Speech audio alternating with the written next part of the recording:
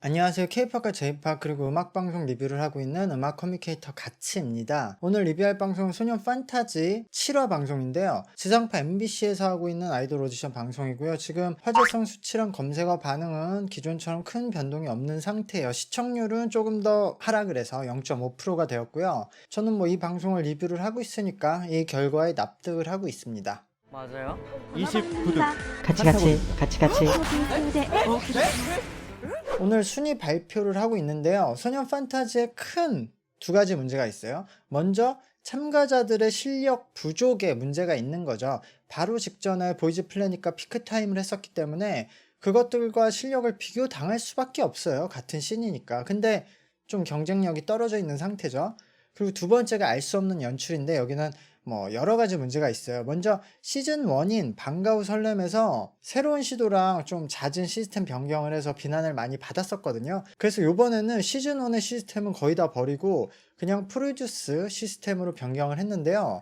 결과적으로 이게 시즌 1보다 안 좋다고 생각해요. 시즌 1 때 나이별로 학년을 나눠서 경쟁을 시켜서 잼민이들이 많이 데뷔했다고 그 시스템을 없애라는 비난을 많이 받았었거든요. 근데 그것을 지금 없애버린 소년 판타지에 도대체 어떤 특징이 남아있을까요? 그 시스템도 문제가 있긴 있었지만 차라리 전 학년별 대결이 더 나았다고 생각해요. 진짜 그냥 다시 보니 시즌 1이 선녀였어요. 그리고 시즌 1 때 초반에 데스매치가 있었어요. 각 팀에서 순위가 가장 낮은 멤버들이 탈락 대기 상태를 한 상태에서 가장 에이스 멤버들이 대결을 해서 이제 진 팀의 대기 멤버가 탈락을 하는 시스템이었어요. 근데 저는 그때 이거 초반에 좀 자극적이라고 욕을 먹었는데 그래서 다음 라운드부터 이 시스템이 없어지더라고. 근데 전 그때도 이거 계속 끝까지 했어야 된다고 말을 했는데 여기서도 차라리 그런 시스템이 나아요. 욕을 먹더라도 장점이 있고 특징을 가져가는 시스템을 살려야죠. 그러니까 이 방송은 지금 도대체 무슨 방송인지 이 방송의 아이덴티티가 없어요. 그리고 현장 팬들 모셔서 투표를 받아서 파트를 정해놓고 자기들끼리 녹화하면서 연습하면서 파트 바꿔버리고, 그러니까 이런 연출과 시스템의 문제가 있는데 이 중에서도 가장 큰 시스템의 문제는 투표 집계 방식이거든요. 이 방송은 희한하게도 방송도 시작하지도 않았을 때 한 달인가? 뭐 그 이전부터 두 차례나 나눠서 투표를 받았었어요. 도대체 뭘 보고 투표하라는 거야? 그냥 애들 자기소개 영상 보고 투표하라는 거잖아요. 근데 그 투표를 집계해서 방송 초반에 순위 발표를 했었어요. 근데 이러면 해당 회차의 방송과 그 결과의 순위는 항상 괴리가 생기는 거예요. 방송 1, 2화를 보고 거기에 나오는 순위 발표를 본 사람들은 왜 순위가 지금 이렇게 되는지 이해를 못하게 되는 거예요. 그러니까 방송을 본 사람들이 납득이 되지 않는 순위가 계속 나오는 거예요. 방송 말미에.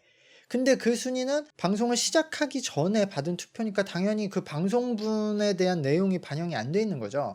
이게 계속 이렇게 밀려서 나오는 거죠. 그리고 오늘 발표도 마찬가지인데 지금 벌써 방송 7화인데 이게 방송 한 4, 5화?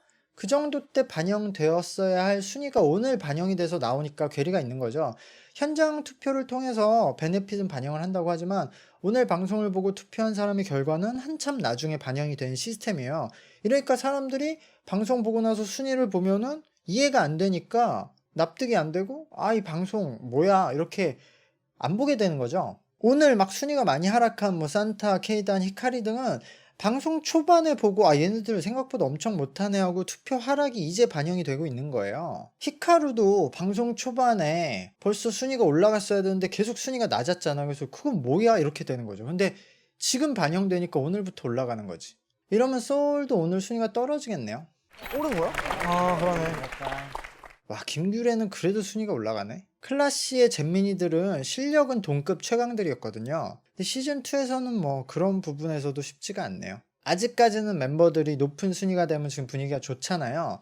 근데 방송이 점점 뒤로 가면서는 멤버들의 마음이 복잡해질 거예요. 이미 클라시가 활동하고 있는 모습을 알고 있는데 지금 시즌2의 방송 반응이 훨씬 낮으니까 이걸 이제 체크한 후에 녹화하는 상태부터는 머릿속으로 이제 데뷔하는 것이 기쁜 일인지 계산이 들어가겠죠. 19등을 한 시류도 탈주를 했네요. 본인이 춤을 잘 춰도 순위가 높지 않은 상태고 이 방송이 인기도 없으니까 그냥 그만둔 것 같아요.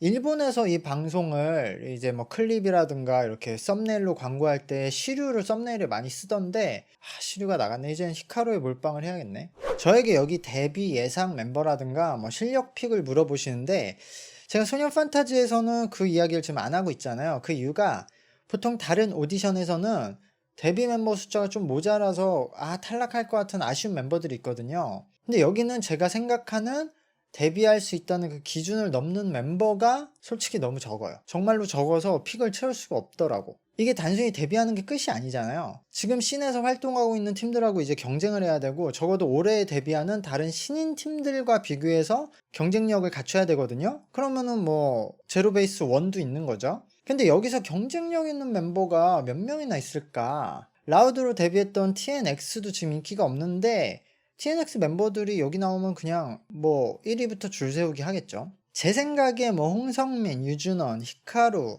링치 이런 멤버들을 중심으로 지금 현재 남자 아이돌의 한 2에서 3군 정도에서 다국적 아이돌 포지션으로 뭐 일본, 중국 등 동남아시아 지역을 중심으로 활동하는 팀을 노려야 되지 않을까라고 생각을 하거든요. 근데 여기 팀은 또 그 뭐 2년 6개월 이렇게 짧게밖에 활동을 못하니까 그나마 그래도 그러려면 산타까지 넣어야겠는데 태국도 확보하려면 지금 여기 안에서는 뭐 이한빈, 황재민 이런 친구들이 잘하지만 사실은 이 친구들은 보이즈 플래닛 갔으면 상위권에 못 들어갈 멤버들이거든요.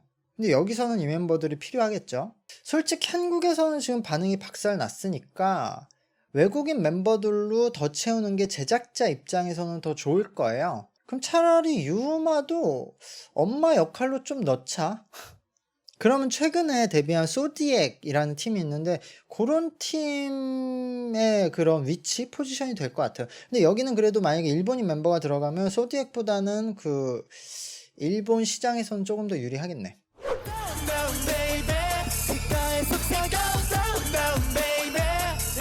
코코밥 팀의 무대를 봤는데요. 이 무대를 보고 좋아하시는 분들도 계실 테고요. 참가한 멤버들의 팬분들은 이 무대를 좋아할 건데 근데 제가 트레이너의 감각으로 보자면 2023년에 K-팝의 무대로서는 창피한 수준의 무대였어. 이게 방송이 돼야 되나 싶을 정도. 이 무대는 아마 그냥 웬만한 기획사에서 월말 테스트에서 나왔어도 엄청 깨졌을 무대예요. 이거 한 위회화 정도의 회사에서 월말 테스트에서 연습생들이 이런 무대를 했다. 엄청 깨졌을 거예요. 이거 문제를 말하기 전에 그냥 전체적으로 좋았던 부분이 없어요. 일단은 센터에 섰을 때 댄서들도 다 부족했고 메인 파트를 부른 보컬들도 부족했고 전체적인 군무도 맞지 않았어요.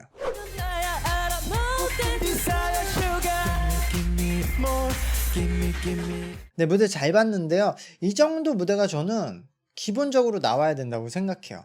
이 정도로 일단은 군무가 어느 정도는 맞아줘야 되고요. 근데 이 무대도 전체적으로 좀 가벼워 보이는 게 있는데 그게 왜냐면 그냥 여기 전체적인 참가자가 댄서에 비해 보컬이 특히 떨어져요. 그러니까 지금 보컬이 가볍게 너무 나오기 때문에 무대 완성도가 전체적으로 떨어지는데 그래도 K-팝은 안무가 우선이기 때문에 무대에서 뭐 요 정도 퍼포먼스를 했으면 저는 괜찮다고 생각을 하고요. 지금 이 방송이 이 정도 무대가 평균적으로 나와줘야 한다고 생각해요. 그리고 중간중간 이것보다 잘하는 무대들이 톡톡 치고 나와야 화제가 될 수 있고 이 무대로도 화제가 될 만한 막 좋은 무대라고 할 수는 없으니까요. 네, 어쨌든 7화 방송도 끝났는데요. 끝까지 열심히 하길 바라겠습니다. 구독과 좋아요 부탁드릴게요. 안녕.